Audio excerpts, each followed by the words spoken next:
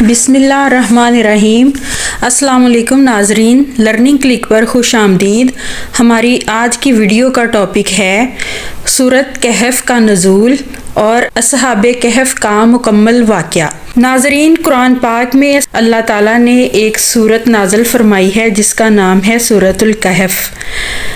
सूरतुल कहफ कब नाज़िल हुई? जब आप सल्लल्लाहु अलैहि वसल्लम ने इस्लाम की दावत देना लोगों को शुरू की तो तबलीग इस्लाम के दौर में कुछ यहूदी और कुफ़ार लोग इकट्ठे होकर आप सल्लल्लाहु अलैहि वसल्लम के पास आए। ज़्यादातर अंबिया इकराम यहूदियों में से ज़ाहिर हुए थे। अल्लाह ताला ने बनी इसराइल में बहुत से पैगंबर भेजे थे। अब यहूदियों का ये कहना था कि अगर अरबों में कोई नबी आया है और वो नबी होने का दावा करता है तो नौज़ बिल्ला वो झूठा है। इसलिए वो लोग इकट्ठे होकर आप सल्लल्लाहु अलैहि वसल्लम के पास आए। उनमें से एक शख्स अकबा बिन अबी मुईद था।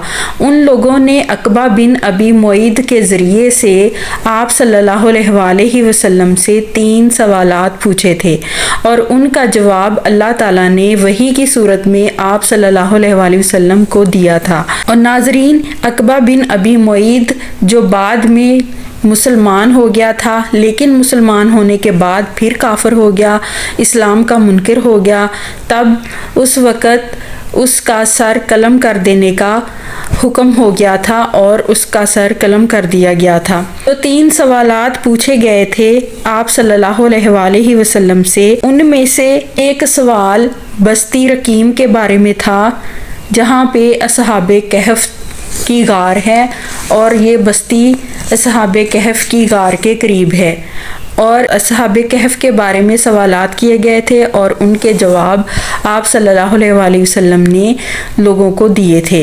नाजरीन, यहाँ पे हमारा मकसद उन सवालात को वाज़े करना नहीं है, इस पे हम इंशाअल्लाह एक और वीडियो बनाएंगे। लेकिन हमारा मौजूदा जो इस वक्त मौजू है वो असहाबे कहफ की गार आप लोगों को दिखाना है कि असहाबे कहफ किस जगह पे सो रहे थे।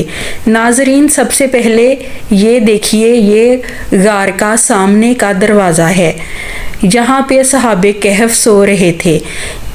इसके अंदर दाखिल होते ही सामने ये थोड़ी सी वसी जगह है जहाँ पर सहाबे कहफ 300 साल तक सोए रहे।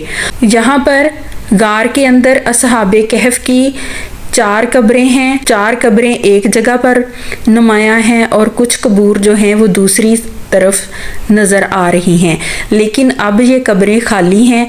इन कब्रों में से तमाम हड्डियां इकट्ठी करके यहाँ एक कब्र में डाल दी गई हैं और यहाँ पर देखने के लिए एक छोटा सा शीशा लगा दिया गया है जहाँ पर सियाह आते हैं और इसको देखते हैं।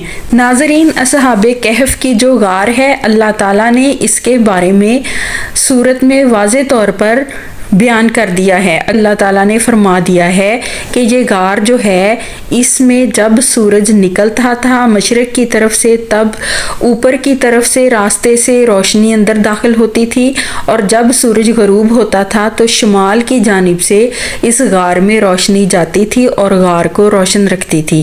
300 साल का अरसा इसी तरह से गुजरा।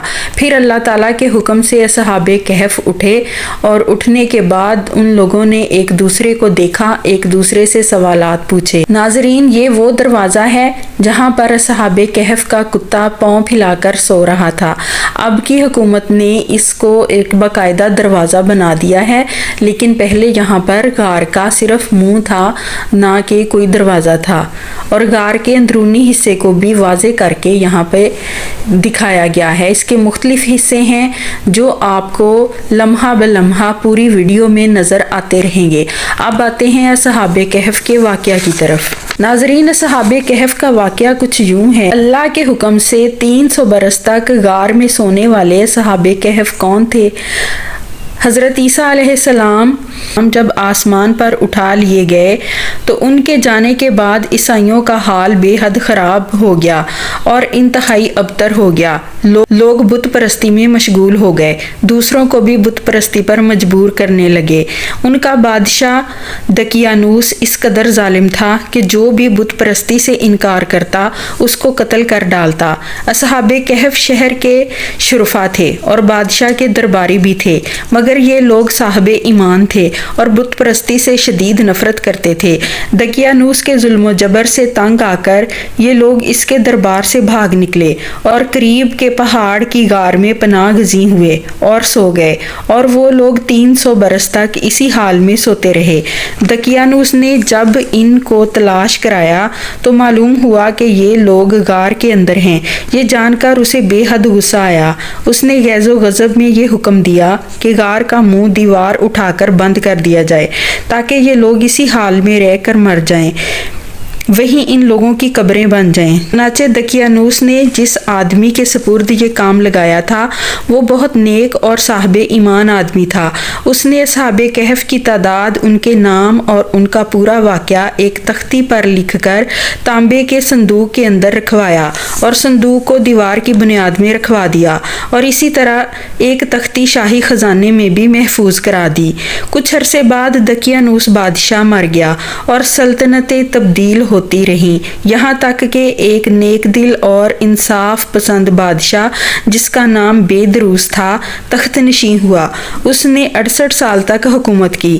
اس کے دور میں مذہبی فرقہ بندی شروع ہو گئی اور بعض لوگ مرنے کے بعد اٹھنے اور قیامت سے انکار کرنے لگے۔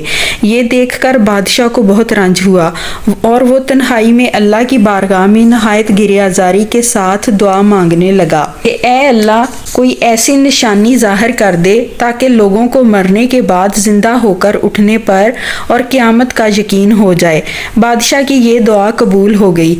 اچانک ایک دن ایک چرواہے نے اپنی بکریوں کو ٹھہرانے کے لیے اسی غار کو منتخب کیا اور دیوار کو گرا دیا۔ دیوار گرتے ہی ان پر ایک ہیبت اور دہشت طاری ہو گئی اور وہ وہاں سے بھاگ نکلے۔ اصحاب کہف اللہ کے حکم سے نیند سے بیدار ہو گئے اور اٹھ بیٹھے اور ایک دوسرے سے باتیں کرنے لگے اور عبادت کر کے فارغ ہوئے تو انہیں بھوک لگی۔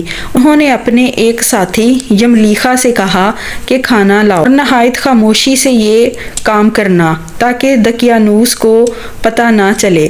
یملیخا غار سے نکل کر بازار گئے اور باہر کے حالات دیکھ کر حیران رہ گئے کہ لوگ بدلے ہوئے ہیں، ہر طرف اسلام کا چرچا ہے، امن اور سکون بھی ہے، دقیانوس کا کوئی تذکرہ نہیں ہے، لوگ اعلانیہ طور پر حضرت عیسیٰ کا کلمہ پڑھ رہے ہیں۔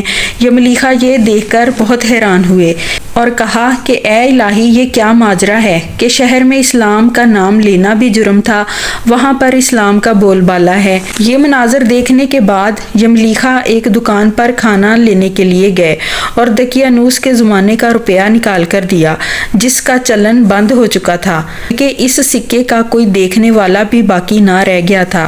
دکاندار کو شک ہوا کہ اس آدمی کو کوئی پرانا خزانہ مل گیا ہے، چنانچہ اس دکاندار نے اس صحابی کو حکام کے حوالے کر دیا۔ حکام نے ان سے پوچھ گچھ شروع کی، خزانے کے بارے میں پوچھا، بتاؤ خزانہ کہاں ہے؟ یملیخا نے کہا کوئی خزانہ نہیں ہے، یہ ہمارا روپیہ ہے۔ حکام نے کہا ہم کیسے مان لیں کہ یہ روپیہ تمہارا ہے؟ یہ سکہ تو 300 سال پرانا ہے، صدیاں گزر گئیں کہ اس کا چلنا بھی بند ہو گیا ہے اور تم ابھی جوان ہو، صاف صاف بتاؤ کیا مسئلہ ہے؟ یہ سن کر یملیخا نے کہا کہ تم لوگ بتاؤ کہ دقیانوس بادشاہ کا کیا حال ہے؟ حکام نے کہا آج روئے زمین پر اس نام کا کوئی بادشاہ نہیں ہے۔ سینکڑوں برس گزر گئے، سنا ہے کہ دقیانوس نام کا ایک بہت ظالم بادشاہ گزرا ہے جو بت پرست تھا۔ یملیخا نے کہا کہ ابھی کل ہی ہم لوگ اپنی جان اور ایمان بچا کر بھاگے ہیں، میرے ساتھی بھی قریب ہی ایک غار میں موجود ہیں، تم لوگ میرے ساتھ چلو، میں تم کو ان سے ملا دیتا ہوں۔ چنانچہ لوگوں کا ایک ہجوم ان کے ساتھ غار کے منہ پر پہنچا۔ اصحاب کہف یملیخا کے انتظار میں تھے، ان کی واپسی میں دیر ہوئی تو انہوں نے سمجھ لیا کہ یملیخا کو گرفتار کر لیا گیا ہے۔ جب غار کے منہ پر بہت سارے لوگوں کا شور و گل دیکھا تو وہ سمجھے کہ دقیانوس کی فوج ان کی گرفتاری کے لیے پہنچ گئی ہے۔ یہ لوگ نہایت اخلاص کے ساتھ ذکر الہی اور توبہ استغفار میں مشغول ہو گئے۔ حکام نے غار پر پہنچ کر وہ صندوق برآمد کر لیا جس میں سے تختی نکلی، اور انہوں نے تختی کو پڑھا۔ اس پر اصحاب کہف کا نام اور واقعہ لکھا تھا، اور یہ بھی لکھا تھا کہ یہ مومنوں کی جماعت اپنے دین کی حفاظت کے لیے دقیانوس بادشاہ کے خوف سے اس غار میں پناہ گزین ہوئی ہے، اور دقیانوس نے انہیں اس دیوار کے ذریعے غار میں بند کر دیا ہے۔ ہم یہ اس لیے لکھتے ہیں کہ جب بھی یہ غار کھلے تو لوگ اصحاب کہف کے حالات سے مطلع ہو جائیں اور ان کے حالات کو جان لیں۔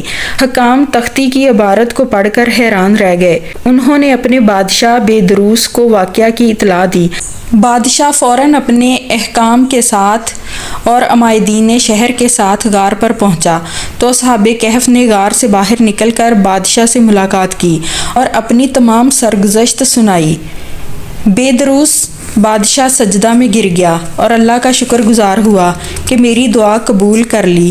اللہ نے ایسی نشانی ظاہر کر دی کہ ہر بندے کو آخرت اور قیامت کا یقین ہو گیا۔ اصحاب کہف بادشاہ کو دعائیں دینے لگے کہ تمہاری بادشاہی سلامت رہے، اب ہم تمہیں اللہ کے سپرد کرتے ہیں۔ پھر اصحاب کہف نے السلام علیکم کہا اور غار کے اندر چلے گئے اور سو گئے۔ اللہ نے اسی حالت میں انہیں وفات دے دی۔ ان کی وفات کے بعد رقیم کی بستی والوں نے ان کی لاشوں کو برآمد کیا اور ان کی لاشوں کو باقاعدہ سے قبروں میں دفن کر دیا، اور اسی غار کے اندر یہ قبریں موجود ہیں۔ ناظرین، یہ تھا اصحاب کہف کا واقعہ، اور یہ پوری ویڈیو کے دوران جو بھی ہم نے تصاویر دکھائی ہیں یہ اصحاب کہف کی غار کی تصاویر ہیں۔ یہ تھی ہماری آج کی ویڈیو۔ اگر ویڈیو پسند آئی ہو تو اسے لائک کیجئے گا اور چینل کو سبسکرائب ضرور کیجئے گا۔ ملتے ہیں اگلی ویڈیو میں، تب تک کے لیے اللہ حافظ۔